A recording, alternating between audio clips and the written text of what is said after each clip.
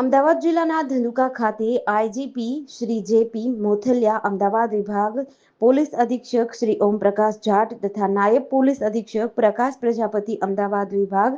દ્વારા જિલ્લામાં રોડ અકસ્માત સંદર્ભે તથા ટ્રાફિક એન્ફોર્સમેન્ટ અંતર્ગત ખાસ ટ્રાફિક ડ્રાઈવ યોજાઈ હતી, જેમાં ધંધુકામાં તાજેતરમાં નવનિમણૂક થયેલા પીઆઈ આરડી ગોજિયાના માર્ગદર્શન અને અધ્યક્ષસ્થાને ધંધુકામાં છેલ્લા 4 દિવસથી ટ્રાફિક ડ્રાઈવ અલગ અલગ ટીમ બનાવીને કરવામાં આવી હતી। આ ડ્રાઈવ માટે ધંધુકા પોલીસ ખાતે સમાજના આગેવાનો, વેપારી મંડળ, ધંધુકા વિધાનસભાના ધારાસભ્ય કાળુભાઈ ડાભી સહિતના હોદ્દેદારો મીટિંગમાં યોજીને ચર્ચા કરી હતી અને આ ડ્રાઈવ યોજવામાં આવી હતી, જેમાં છેલ્લા 4 દિવસમાં બ્લેક ફિલ્મ અંગે કુલ 13 કેસ, નંબર પ્લેટ વગરના વાહનોના 62 કેસ, ફેન્સી નંબરવાળા વાહનોના 24 કેસ, એમવી એક્ટ 207 કલમ કેસ 30